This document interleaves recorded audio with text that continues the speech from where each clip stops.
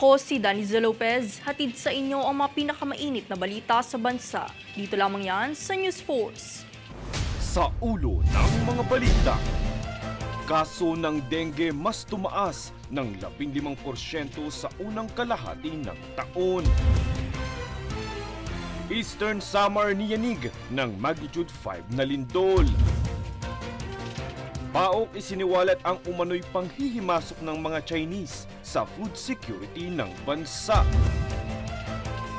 COMELEC magsasampa ng patong-patong na kaso kay suspended Banban Mayor Alice Guo. IBP naglabas ng pahayag sa pagtindig sa soberanyo ng Pilipinas sa West Philippine Sea. At dating Pangulong Duterte itinangging tatakbo siya bilang senador sa 2025 elections. Patas at pantay na balita, komprehensibong ulat para sa pulso ng masa. Ito ang News Force. Para sa unang balita, ayon sa Department of Health o DOH nitong Lunes, ang bilang ng mga kaso ng dengue na naiulat sa pagitan ng unang araw ng Enero hanggang ika-15 ng Hunyo ay tumaas ng 15% kumpara sa parehong panahon noong nakaraang taon. Nitong ika-15 ng Hunyo, nasa mahigit 77,000 kaso ng dengue ang naiulat at higit 200 naman ang naitalang namatay. Sa parehong panahon noong nakaraang taon, humigit kumulang 67,000 kaso ng dengue ang naiulat. Samantala ay hinimok naman ng DOH ang publiko na ipatupad ang 4S strategy para maiwasan ang dengue.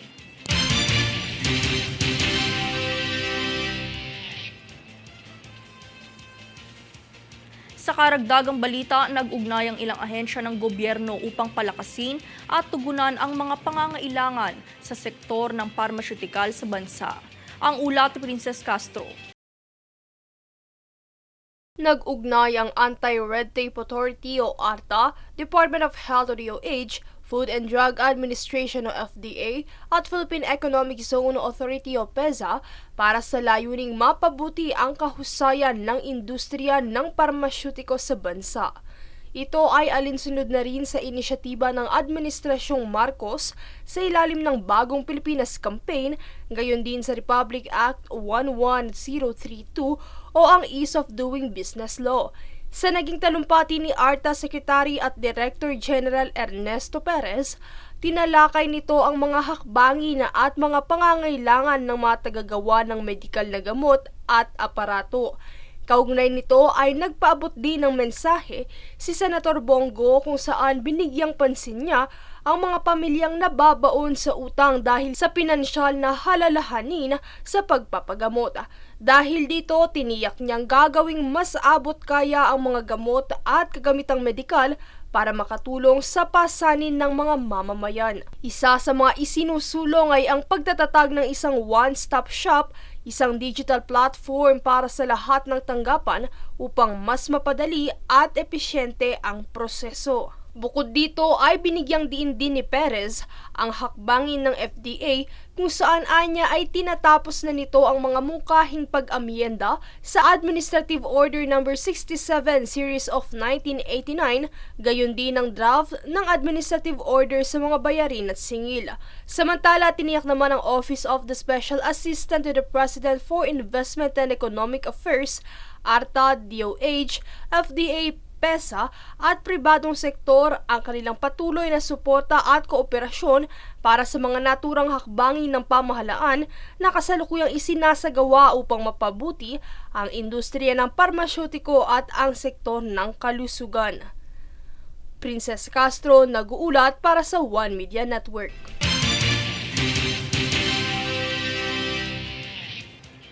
Nitong kamakailan nang isinagawa ng Anti-Red Tape Authority o ARTA ang NCR-wide Bagong Pilipinas Town Hall Meeting sa lungsod ng Pasay. Ito ay alinsunod sa layunin ng ahensya na maging whole-of-nation approach at inisyatiba ni Pangulong Ferdinand Bongbong Marcos Jr. na mapabuti ang bureaucratic efficiency sa bansa. Humigit kumulang 300 mga lokal na pinuno, stakeholders at asosasyon ang dumalo sa pagtitipon kung saan tinalakay ang layuning turuan ang mga lokal na pamahalaan na padaliin ang mga proseso ng pamahalaan upang mapadali ang paggawa ng business permit at licensing system sa mga negosyo ng mamamayan.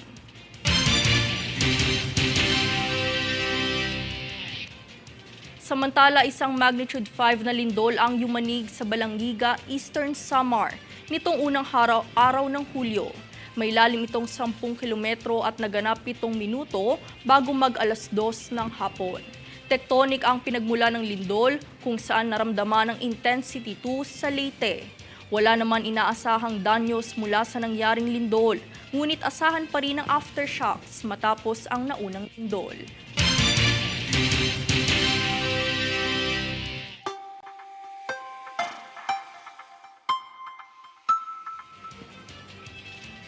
Sa ating ulat panahon, apektado ang Palawan at Timog Mindanao sa epekto ng Intertropical Convergence Zone o ITCZ. Dahil dito, asahan ang kalat-kalat na pag-ulan at pagkidlat-pagkulog sa Zamboanga Peninsula at Palawan. Habang bahagyang mga pag-ulan naman sa Aurora, Quezon, Bicol Region at Eastern Visayas na dulot naman ng easterlies. Posibleng flash flood sa Kamaynilaan at natitirang bahagi ng bansa.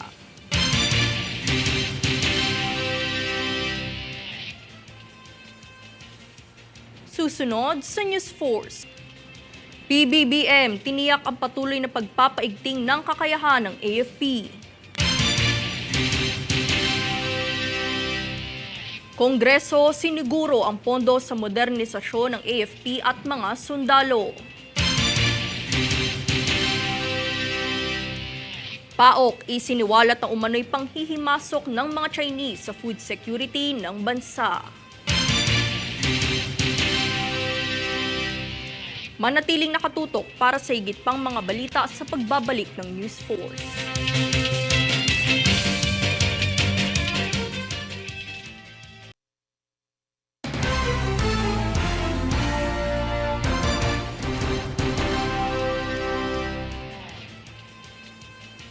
Ayon sa Presidential Anti-Organized Crime Commission o PAOK, hindi lamang ang operasyon ng Pogo ang kinokompromiso ng mga Chinese, anya kahit ang food security ng Pilipinas. Para sa detalye, narito si Francis Riudique. Isiniwalat ng Presidential Anti-Organized Crime Commission o PAOK na pinanghihimasukan umano ng mga Chinese ang food security ng Pilipinas. Ito ang kinumpirma ni PAOK Undersecretary Gilbert Cruz. Ayon sa kanya, may mga insidente na ng pagbili ng Chinese ng mga lupa na pinagmumulan ng supply ng bigas. Nagamit umano ang mga ito ng kanilang kinatawan na siyang uupa muna ng mga lupain. 80,000 pesos hanggang 100,000 pesos umano ang presyo ng sakahan ng bigas bawat ektarya. Paggigiit ni Cruz, dahil sa presyong ito, tinatanggap ng mga magsasaka ang alok sa kanila dahil sa siguradong kita na ito. Di kalaunan ay tuluyan na itong bibilhin. Dagdag pa ni Cruz, may mga iniimbestigahan na itong mga probinsya kung saan kinokontrol umano ng mga dayuhan ang lupang sakahan. Kabilang dito kung anong klasing pananim ang itatanim at pangamba umano ng PAOK ang mga dayuhan na ang posibleng magkontrol ng presyo ng bigas sa bansa. Kaya naman nakipag-ugnay na umano ang PAOK sa mga concerned agencies na siyang mag-aalerto sa mga local government units ukol dito. Francis Riudique, nag-uulat para sa One Media Network.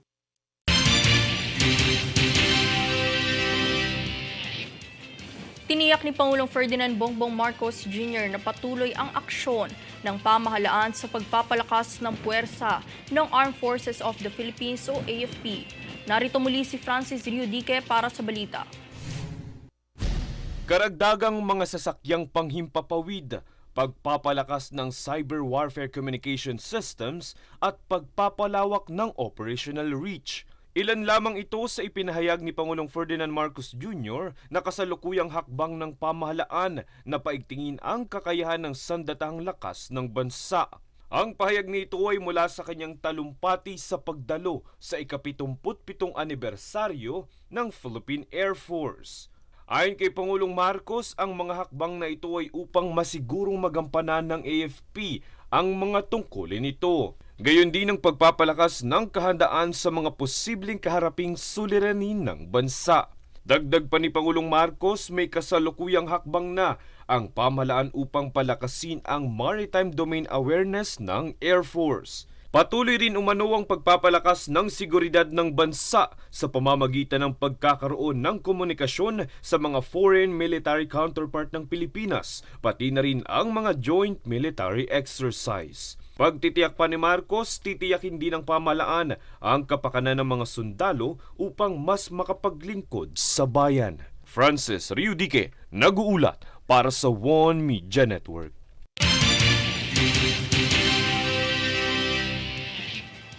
Sa kaugnay na balita, para matugunan ang modernisasyon at programa sa AFP ay siniguro ng Kongreso ang pondo para rito.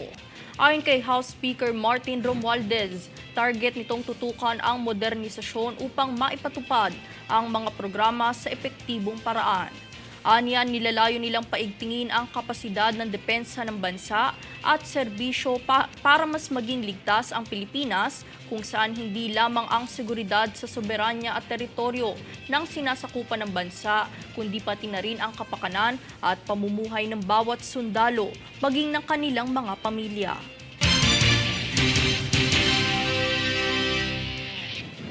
Ang Department of Health o DOH at Family Planning 2030 Asia Pacific Regional Hub ay nagtutulungan upang mapabuti ang mga programa at kasanayan sa pagpaplano ng pamilya sa bansa sa pamamagitan ng Asia Pacific Focal Points Workshop na sinimula nitong unang araw ng Hulyo at tatakbo hanggang ika-4 ng Hulyo taong kasalukuyan sa Maynila. Ang mga pangunahing paksa na tinalakay sa nasabing kaganapan ay kinabibilangan ng paghahanda sa mga hindi inaasang pangyayari, pakikipagkolaborasyon, pagsukat ng data, makabuluhang kasanayan, advokasya at paglahok sa pribadong sektor. Ang 4 na araw na programa ay naglalayong palakasin ang sama-samang pagsisikap ng Pilipinas sa pagtataguyod ng mga karapatan at pagpili ng pamilya.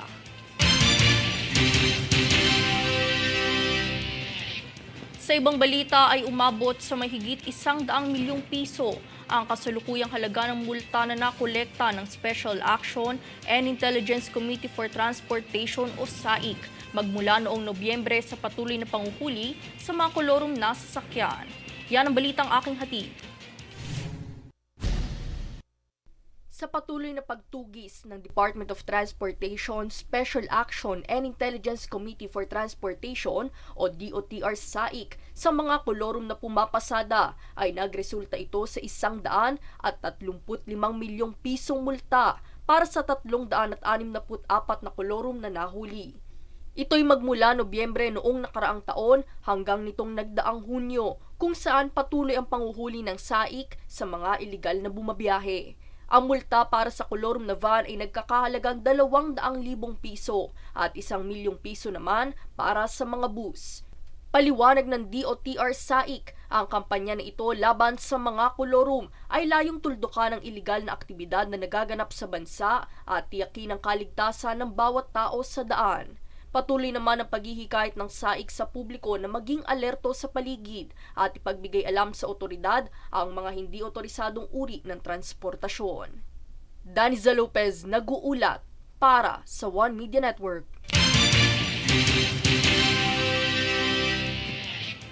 Alinsunod sa pagdiriwang ng ika-451 anibersaryo ng pagkakatatag ng Pasig ngayong araw, maging limitadong operasyon ng Metropolitan Manila Development Authority o MMDA, gayon din ang pansamantalang pagsasara ng ilang kalye sa Pasig. Ang detalye sa ulat ni Princess Castro. Inanunsyo ng Metropolitan Manila Development Authority o MMDA nitong Lunes, ika-unang araw ng Hulyo, na magiging limitado ang operasyon ng ahensya sa punong tanggapan nito sa lungsod ng Pasig ngayong araw. Ito ay batay sa selebrasyon ng Araw ng Pasig ngayong araw, ika-2 ng Hulyo. Kaugnay nito ay naglabas rin ng memorandum ang Malacanang na idinedeklara ang ika-2 araw ng Hulyo bilang special non-working day para sa mga Pasigueño. Ito ay upang magbigay daan sa parada, para sa ika-451 daang anibersaryo ng pagkakatatag ng lungsod ng Pasig. Dahil dito, pansamantalang isasarado sa mga motorista ang ilang mga kalsada sa lungsod. Ayon sa abiso ng pamahalaang lungsod ng Pasig kamakailan, simula alas 6 ng umaga ngayong araw hanggang kinagabihan ang pagsasara sa naturang mga daan. Kaya't nagbigay ng ilang mga alternatibong ruta ang Pasig para sa mga maaring daanan sa mga panahong ito ay sarado. Makikita sa kanilang opisyal na Facebook page ang kabuuang direksyon at mapa ng mga rutang nakatala sa inyong screen. Princess Castro, nag-uulat para sa One Media Network.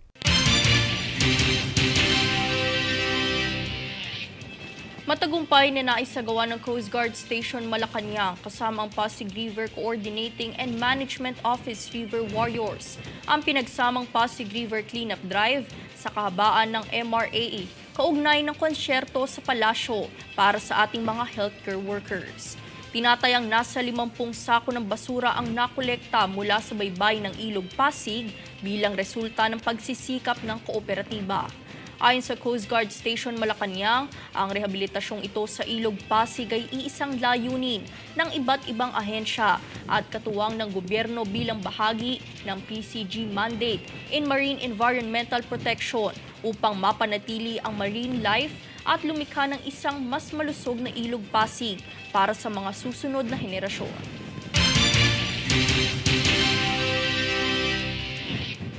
Inihahanda na ng Commission on Elections o COMELEC ang pagsasampa ng mga kasong election offense laban sa suspendidong alkalde ng Bamban, Tarlac na si Alice Guo.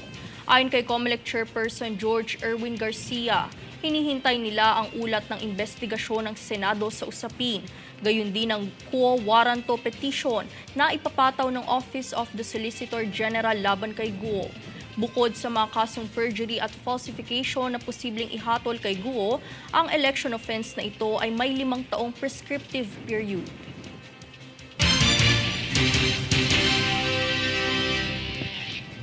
Susunod sa News Force. LTO, kinasang operasyon ng panghuhuli sa mga walang plaka na bumabiyahe sa QC.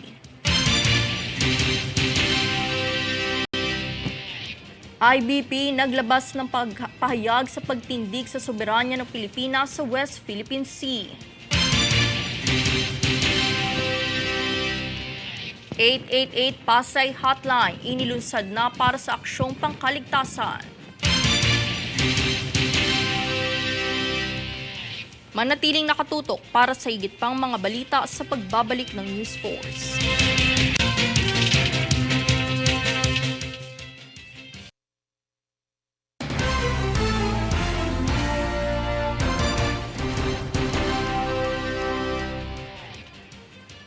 Kaisa ang Integrated Bar of the Philippines o IBP sa pagtataguyod ng soberanya ng Pilipinas sa West Philippine Sea matapos ang patuloy na pangaharas ng China sa inaangking teritoryo na pasok sa Exclusive Economic Zone ng Pilipinas. Panoorin ang buong balita. Sa lumalalang tensyon sa pagitan ng Pilipinas at China ukol sa pinag-aagawang teritoryo sa West Philippine Sea ay nagpakita ng buong suporta ang Integrated Bar of the Philippines o IBP na kasapi ito ng mga Pilipino sa pagtataguyod at pagpapanatili ng soberanya sa West Philippine Sea. Paglalahad ng IBP, malinaw na nakasaad sa Treaty of Paris of 1898 ang mga karagatang nakapaligid sa Pilipinas na sinasakupan nito. Anya, ang mga isla na sakop sa Treaty of Paris at Treaty of Washington na humuhubog sa Philippine Archipelago ay naging parte na rin ng teritoryo ng Pilipinas magmula noong naging malaya ang bansa. Ibinanggit din ng IBP na ang Pilipinas at China ay ang mga signatory sa ilalim ng kasunduan sa United Nations Convention on the Law of the Seas o UNCLOS na nagsasaad na mayroong sovereignty rights ang Pilipinas sa sinasakupang 200-mile Exclusive Economic Zone o EEZ nito sa West Philippine Sea na kinabibilangan ng Bajo de Masinloc at Ayungin Shoal. Kaya't pagbibigay diin ng IBP, malayang mangisda ang mga Pilipino sa loob ng EEZ kung kaya't nanawagan ito sa gobyerno na protektahan ang mga mangingisda. Daniza Lopez nag-uulat para sa One Media Network. Agad na isinagawa ng Land Transportation Office o LTO ang operasyon ng panghuhuli sa mga tricycle na pumapasada ngunit walang plaka. Ito'y matapos i-anunsyo ng LTO kahapon ikaunang araw ng Hulyo ang polisiyang no plate no travel sa lungsod ng Quezon. Sa pangunguna ni Law Enforcement Service Director Francis Ray Almora ay nahuli ang mga may depekto sa papeles, OR at mga hindi rehistrado.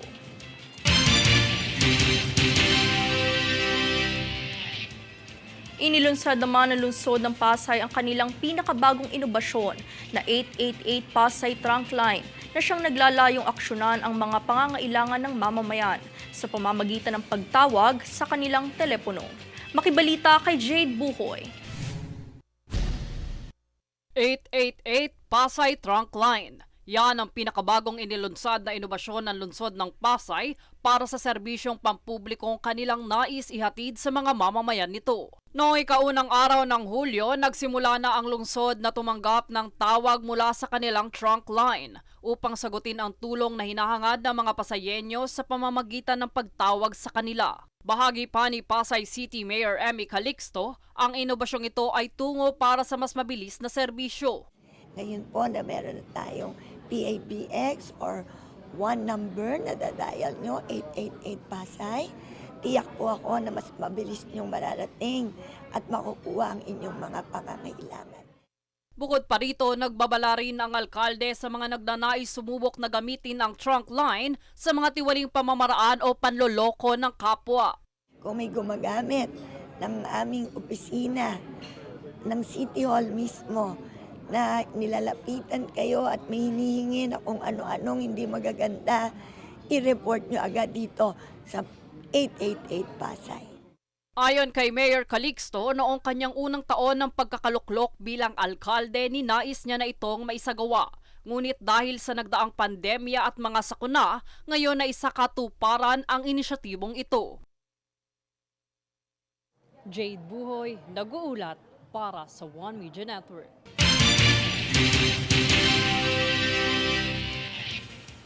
Bagong istasyon ng bumbero, yan ang isa sa mga proyekto ng lokal na pamahalaan ng Makati na kanilang binuksan upang tugunan ang pangangailangan ng mga Makatizens sa panahon ng sakuna.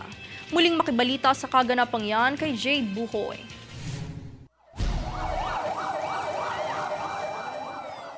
Bagamat kamakailang nakaranas ng sunog ang ilang lugar sa Makati, ibinuksan na ng kanilang lokal na pamahalaan ang pinakabagong istasyon ng bumbero sa kanilang lungsod.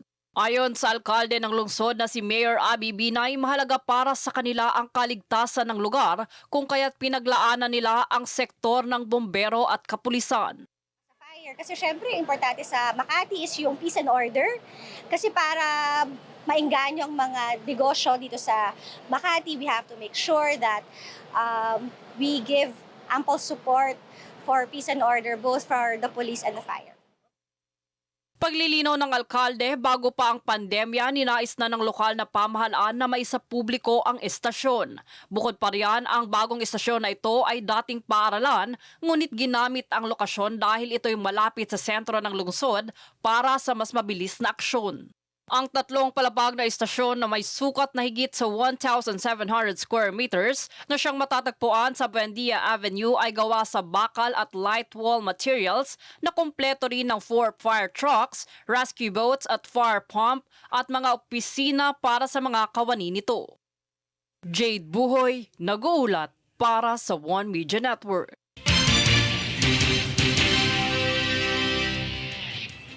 Nilinaw naman ni dating Pangulong Rodrigo Duterte na hindi siya tatakbo bilang senador sa 2025 elections. Ito'y matapos isiwalat ng anak niya na si Vice Presidente Sara Duterte na tatakbo ang kanyang ama at dalawang kapatid na si Paulo at Baste. Ayon kay Digong, hindi na umano siya babalik sa politika. Anya, laos na siya at wala ng pondo kung tatakbo pa.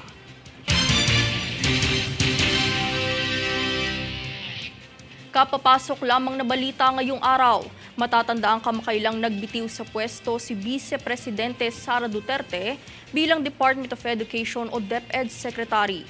Sa kasalukuyan, pinangalanan na ni Pangulong Ferdinand Bongbong Marcos Jr. ang bagong kalihim na si Senador Juan Edgardo Osoni Angara. Ayon sa pahayag ng Presidential Communications Office o PCO, si Angara ang napiling kalihim dahil sa kanyang katangi-tanging ambag sa sektor ng edukasyon, kagaya ng Universal Access to Tertiary Education Act and the Enhanced Basic Education Act of 2013 o mas kilala bilang K-12. Ayon sa Pangulo, ang mga napatunayan ni Angara ay sapat sa kanyang gampanin at pumayag sa posisyon na ito.